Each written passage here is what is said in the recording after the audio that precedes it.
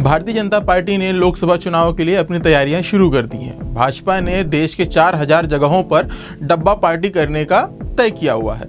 इसी के मद्देनज़र सोमवार को भाजपा ने नागपुर शहर में डब्बा पार्टी की। उप मुख्यमंत्री देवेंद्र फडणवीस के विधानसभा क्षेत्र दक्षिण पश्चिम नागपुर के त्रिमूर्ति नगर स्थित भगवती सभागृह में यह आयोजन किया गया। इस आयोजन में भाजपा के तमाम कार्यकर्ता अपने घर से बने हुए डब्बे लेकर सभा बैठक में पहुंचे। इस दौरान उप मुख्यमंत्री फडणवीस भी अपने घर से बनाया हुआ खाना लेकर वहां पहुंचे। इस दौरान सभी ने पहले बैठकें की, फिर साथ मिलकर खाना खाया। लोकसभा चुनाव के लिए अभी 8 से 9 महीने का समय बचा हुआ है, लेकिन भारतीय जनता पार्टी कोई भी कसर छोड़ना नहीं चाहती है चुनाव जीतने के लिए। वह कदम उठा रही है जिससे वह ज़्यादा से ज़्यादा जनता तक और अपने कार्यकर्ताओं तक पहुँच सके और अपनी बात उन तक पहुँचा सके, जो उसे आने वाले चुनावों में उसका फल मिल सके या कहें उसका वोटों में वो तब्दील हो सके। इसी के मद्देनजर भाजपा लगातार ऐसे उपक्रम या ऐसे कार्यक्रम कर रही है। नरेंद्र मोदी को प्रधानमंत्री उम्मीदवार घोषित किया। उस समय भाजपा ने चाय पर चर्चा प्रोग्राम शुरू किया था। यह प्रोग्राम इतना कामयाब रहा जिसका परिणाम हमें 2014 के चुनावी नतीजों में दिखा, जहाँ भाजपा ने पहली बार पूर्ण बहुमत से सरकार बनाई।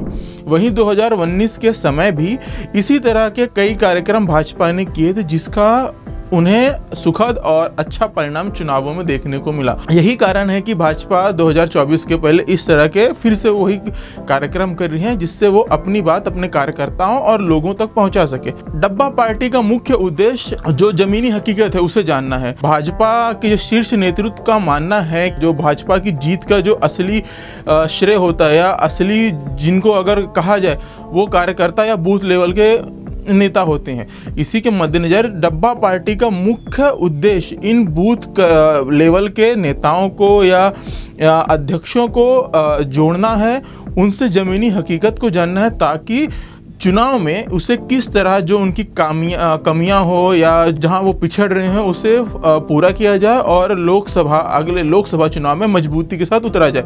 इसी के साथ साथ इसका एक मकसद ये भी है कि जो हमारा प्रत्याशी है, जो हमारा नेता है, सांसद है, उसकी छवि किस तरह है, उसके लोगों के प्रति या अपने कार्यकर्ताओं के प्रति उसकी पहुंच कितनी है, लोग उसके बारे में क्या जानते हैं, क्या समझते हैं, कैसा कहते हैं, ये भी जानना है। क्योंकि एक सांसद या एक नेता वो ऊपर होता है, लेकिन आम लोगों तक या आम लोगों के साथ वही बूथ या सामान्य कार्यकर्ता घूमता है।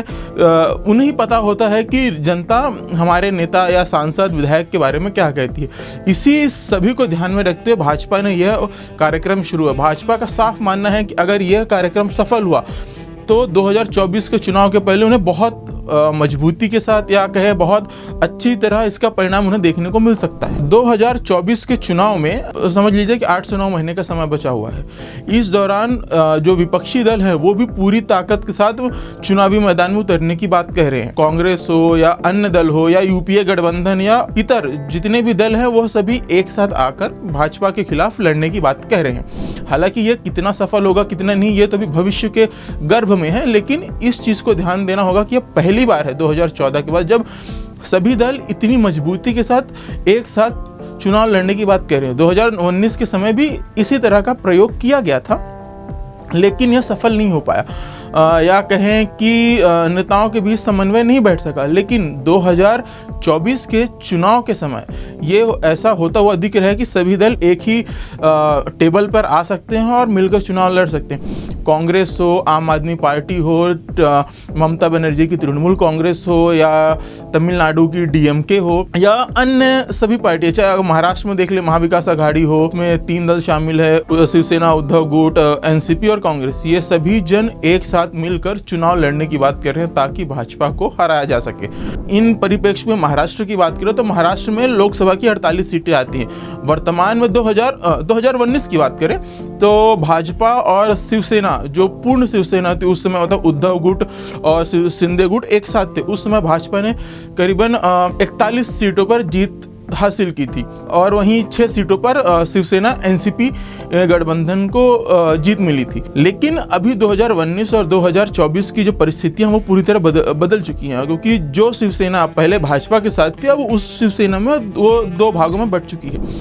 एक है शिंदे गुट और एक है उद्धव गुट, जहां कांग्रेस एनसीपी के साथ महाविकास आघाड़ी गठबंधन बनाकर मैदान में उतरने की बात कर रहा है। वहीं शिंदे गुट वो भाजपा के साथ सरकार में शामिल है और वो एक साथ चुनाव लड़ने की बात कर रहे हैं। उत्तर प्रदेश के बाद महाराष्ट्र सबसे बड़ा क्षेत्र है जहां पे एक साथ 48 लोकसभा सीटें आती हैं।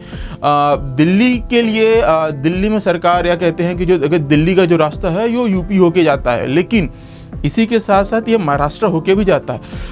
पिछले हाल ही में महाराष्ट्र के अंदर जितने भी चुनाव हुए या उपचुनाव हुए उसमें भारतीय जनता पार्टी और शिंदे गुट गठबंधन को झटके पड़े, चाहे वो नागपुर विधान परिषद की सीटें हों, जो नागपुर की 2 सीटें जो जिस पर भाजपा का सालों से कहे या दशकों से वर्चस्व था, वो भाजपा उन्हें हारी, या पुणे की वो विधानसभा की उपचुनाव जिसमें भाजपा 38 साल बाद वो सीट हार गई। तो इन सब देखने के बाद भारतीय जनता पार्टी काफ़ी सतर्क है। वो इस चीज़ को भी देख रही है कि अगर तीनों दल साथ में आकर अगर लड़ते हैं तो उन्हें कितना नुकसान होगा, कितना फ़ायदा होगा। इसी के मद्देनजर भाजपा ने पूरी तैयारी के साथ आगामी लोकसभा चुनाव में उतरने का तय किया है।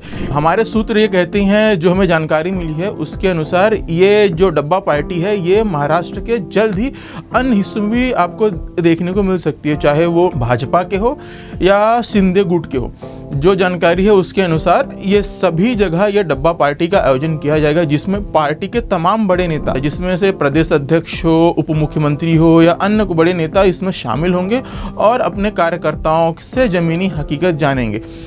इसके बाद इसकी रिपोर्ट केंद्रीय आला कमान को भेजी जाएगी, फिर वहां तय होगा कि हमें क्या कदम उठाने और किस तरह चुनावी मैदान में उतरना है। ये इसका असर कितना होगा कितना नहीं, या तो लोकसभा जब चुनाव घोषित होंगे या परिणाम आएगा तब पता चलेगा। लेकिन ये तय है कि भाजपा 2024 के चुनाव के लिए कोई भी रिस्क लेने के मूड में है नहीं। वो चाहती है कि वो सब किया जाए जो उसे जीत के और करीब, या कह सके 2019 का रिकॉर्ड तोड़ सके। इस तरह की चीज़ें या इस तरह के कदम और निर्णय वो लेना चाहती है ताकि 2024 में फिर से एक बार प्रचंड बहुमत के साथ भाजपा की सरकार बने। हालांकि अब देखना होगा कि ये कितना सफल होता है कितना नहीं। अभी के लिए इतना ही। मैं रविशंकर शुक्ला, कैमरे के पीछे मेरे साथी जितेंद्र, आपसे विदा लेना चाहूँगा। अब बाकी और चीज़ों के लिए आप यूसीएन न्यूज़ देखते रहे और हमारे यूट्यूब चैनल को सब्सक्राइब करें। ताज़ा तरीन या नए अपडेट के लिए जो बेल आइकॉन है उसे तो ज़रूर बताएं, ताकि जो हमारे लेटेस्ट वीडियो हैं वो आप तक जल्द से जल्द पहुंच सके। इसी के साथ आप हमारे सारे social media network site accounts को भी फॉलो करें, जिसकी लिंक्स हम नीचे डिस्क्रिप्शन में डाल देंगे।